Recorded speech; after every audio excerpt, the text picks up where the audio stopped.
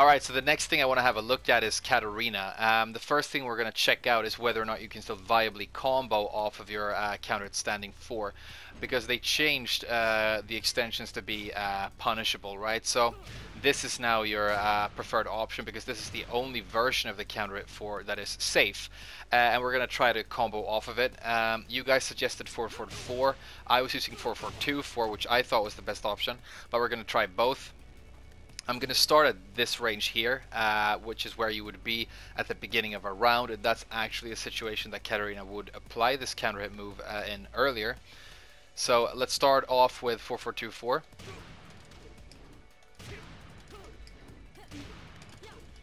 Doesn't look like that's going to reach, to be honest. I don't feel like this is going to work. So let's try the 4-4-4 instead.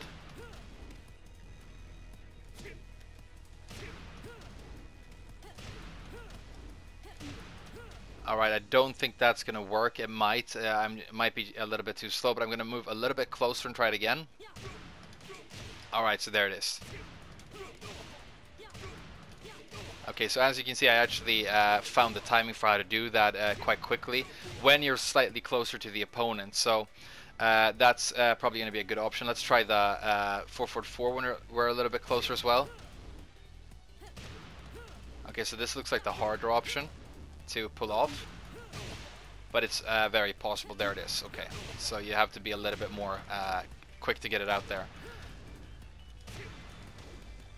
A little quicker. Okay, so I'm going to go ahead and say that I want to recommend the 4-4-2-4 because I think it definitely feels easier. As you can see, I've pretty much picked up how to do it here. So yeah, this is still going to be a viable counter hit launcher, but I still think it's a massive nerf to the character because out from this range it's going to be difficult, if not impossible to do, and you have to be closer. And so when you're counter hit launching your opponent with this, you have to be aware of whether or not you're close enough that your spin move is actually going to stick. And if you're not, if you make a mistake and you throw this out and you whiff like that, the opponent's going to have enough time to get back up and punish you very hard, especially if you're using the 4-4-4. So that's actually pretty worrying. So it is a big nerf to this because previously this was so reliable. I mean, you just do this, you always get your damage reliably. It's almost impossible to mess up. You're always going to get the spin just by pressing 2-2, right? So it is a nerf, but if you are a Katarina player, my big suggestion is get comfortable doing this. Practice how to do it, and if you can get good at it and get a feel for the range, then it's still going to be a very powerful tool in your arsenal. But it is a significant nerf. Alright, so the next thing I want to look at is one thing that piqued my interest is that the back 2, they apparently added crouch status to that, whatever that means. And this used to be a crappy move that you never used with Katarina. So let's see what it's going to do right now. What?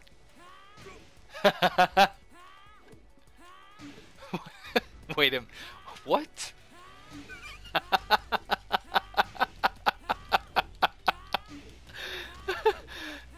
Seriously, what do you mean?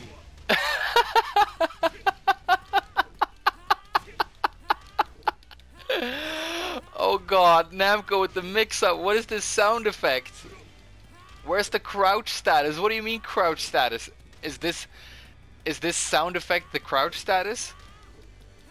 Oh god, wow, this is blowing my mind right now. I gotta calm down, okay. Okay, so this move is sick now. I can't tell if they've done anything to make it more viable, but they did make it launch punishable, so unless the evasive properties have gotten a lot better, this move has gone from being crap to being one of the worst moves in the game, but maybe it is more evasive. I don't know. All I can tell you is that I didn't expect that sound effect, and it's one of the goofiest things I've ever heard. Okay, let's just leave that move for now. It was a little bit too much for me to handle. Right, we should talk about this move next. This is a potential big buff for you that a lot of people have been talking about. First of all, we need to get out of the way that people have been referring to this as a very fast launcher.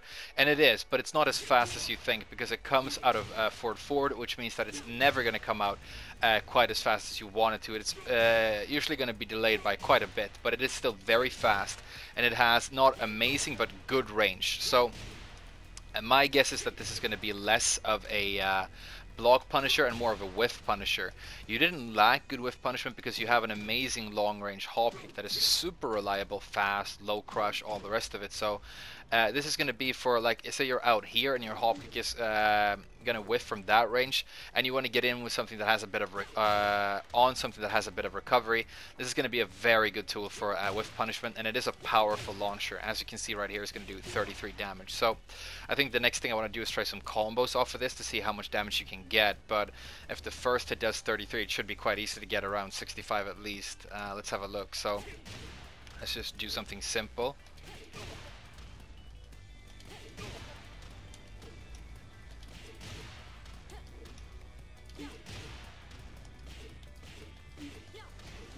Alright, so that's like 66 without even trying, just chaining some down forward ones. I'm going to try an old max damage wall, not wall combo, hop kick combo that Katarina used to use back in the day before she got this new move. That might be good damage here. How did that go? It's something like... Alright, so that's 71, and that's easy to do. So it's a very powerful launcher. It's very, very high damage, and if you get the wall, it's going to be even more, of course. So, yeah, this is a big buff for you. This is a great new move and a substantial buff to the character. I think it's your new preferred whiff punisher for most situations, and that's great, great stuff. So, good. Next, let's talk a little bit about this. People were mentioning how this is now a good block punisher for you. And I don't think that's necessarily true, because it's a 14 frame move, and I consider 14 frame block punishers to be in a little bit of a no man's land, because anything that is less than -14 you obviously can't use the move, and anything that is 15 or more you can use a 15 frame launcher, which is so much better. So when you're punishing with a 14 frame move, it needs to be specifically for -14, and there's not that much stuff you're punishing that is -14. You're usually punishing with 10 frames a lot, because there's a couple of important moves that you punish with that. You're using your 12 frame usually for hop kicks, and you're using your launcher for anything 15 or slower. So it's a little bit of a no man's land, but it is faster and it is still good damage. You can do it out of crouch, and it looks like you're actually going to get a little bit more damage by doing it out of crouch. So that's interesting. You can see that this does 41 out of crouch, but only does 38 when you're standing. Is it the first hit maybe? Yes, that does 12 and that does 9. So you're going to get slightly more damage from while standing. So I'm going to say that this is probably better for while standing punishment. And yeah, there is some stuff that you want to use, -14 lows that you want to use this for. So yeah, I'm going to say cool, but not as big a deal as you might think. This was turned into a spin move, right?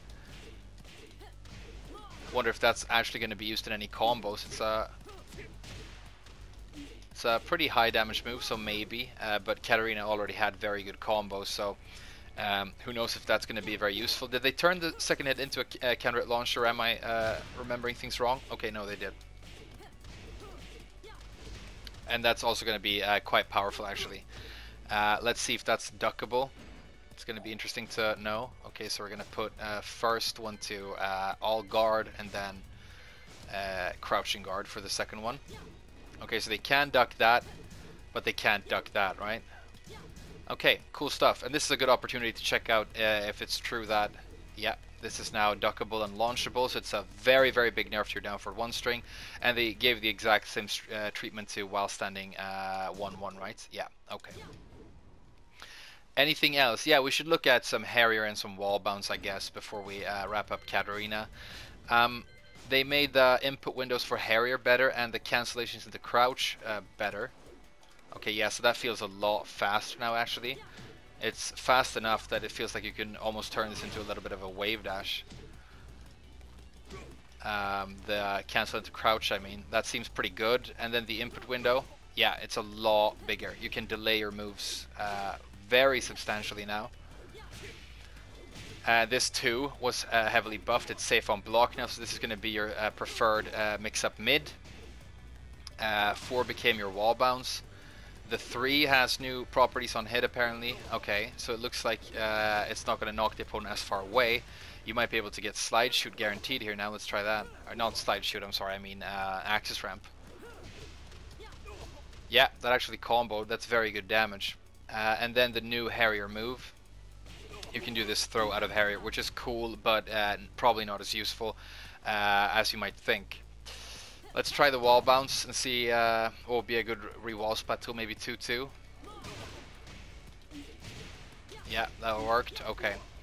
So I'm going to go ahead and say while I think Harrier has become a lot more ergonomic and easy to use, I don't think you're going to be doing a lot of wall bouncing with Katarina, because I don't think Harrier is going to work out as a mix-up stance. And the reason I say that is if you want to be hitting with this mid and this mid, you need to give the opponent reasons to duck the stance. If they want to duck the stance because they're scared of something, then you can mix in these mids and they're going to be a lot more powerful. Problem being that this low, while it is very powerful now, and it's going to give you big damage, you can still react to this, and if you block it on reaction, you can still launch her for it. And the other thing that you can duck is this throw, and this throw is always going to be a 1+2 break. So a good player is going to know that, and if they see a throw come out of Harrier, they're always going to break 1+2. Meaning that when you're doing Harrier in your opponent's face, a good player is going to know that they can chill and stand block, and if they see the low, then they can duck, and if they see the throw, they can 1+2 break. There's no need for them to preemptively duck and risk getting hit by your mids, unless you can cancel into full crouch so fast that you can start doing lows from full crouch. That might be the saving grace for the mix-up potential of Harrier. But apart from that, I think the stance is going to remain mainly a combo tool.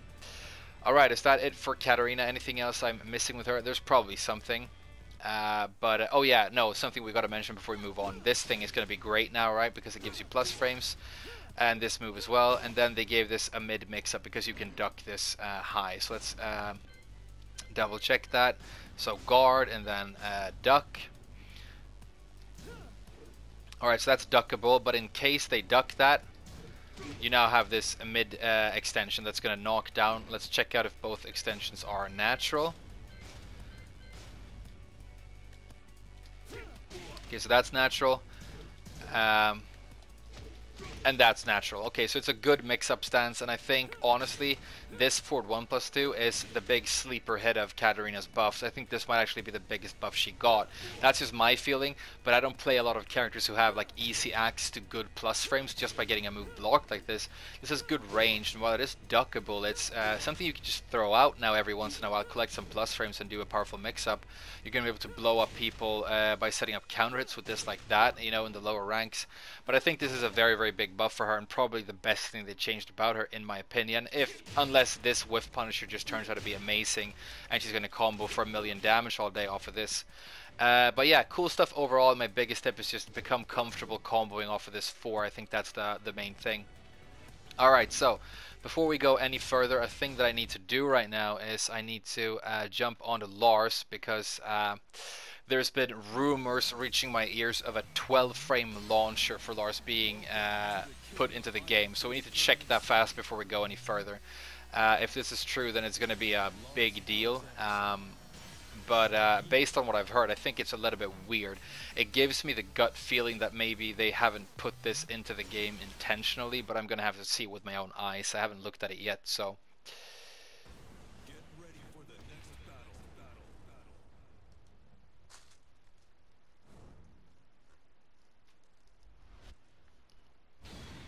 Alright, here we go. So, we already talked about Lars, and I was underwhelmed by his general buffs, but I didn't know about this thing that I've been reading about in the comments today. So, apparently they made forward 2-1 into silent entry. Wow, yeah, that is new. That feels really weird. Into silent entry 1, a natural combo. So first of all, we need to determine whether that's true or not. So we have second option, all guard here. So if we do something else that isn't a natural combo, he can block that, right? Okay. So let's try it with the 4-2-1. Oh, wow. Oh, wow. Okay, so it's real. Okay, if this is... I mean, you'd think that if you're going to put the most powerful 12-frame move in Tekken history into the game, you might want to stick that in the patch notes. But I double-checked the patch notes twice today, and I don't think this was listed, not as far as I can tell. He just jumps into silence so much faster, and this is completely natural now. It's 49 damage and a knockdown for a 12 frame move. And you have to add to that I think this is actually gonna naturally wall bounce now. Okay, so at the wall this is gonna completely annihilate people, making it potentially one of the most powerful block punishers ever.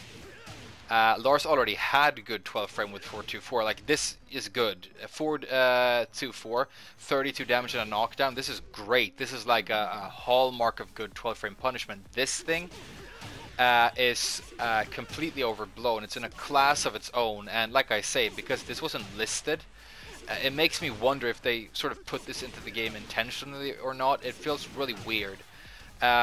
If you block anything, or you can use it for whiffs, because 4-2 actually has good range. As you can see right here, the range of this is good, which means that you have a lightning fast and amazingly powerful whiff punisher here. Let's see if it still connects at max range. Okay, that range it does. Okay, so at some ranges the second hit is going to whiff, but it seems like you can be like anywhere in the general area of your opponent, and you're going to be able to at 12 frames completely annihilate them with this thing, and I'm kind of surprised right now. Okay, so the next thing we need to check is what's going to happen if you actually go into your rage drive here.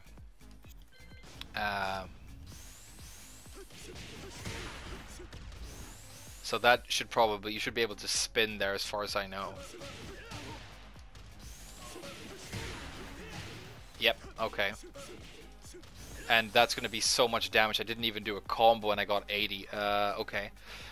Let's see if we can put my opponent at an angle where we might be able to reach the wall reliably here.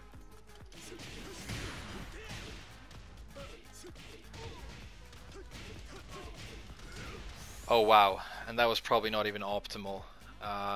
Okay, I'm very surprised by this. I don't know if it's intentional or not, but we were looking for some sort of huge buff to Lars to make him a more viable character, because he was pretty much the weakest character in the roster.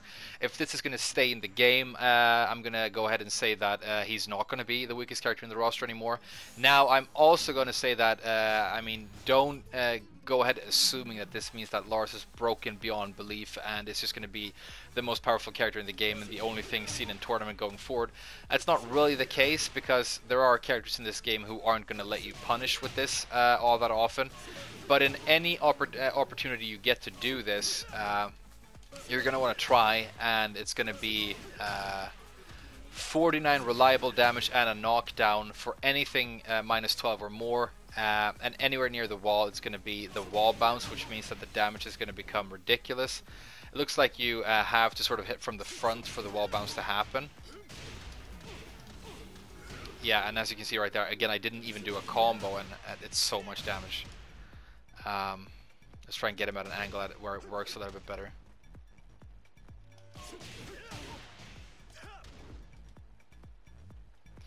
Alright, let's go over to the wall. We need to mess around with this a little bit more.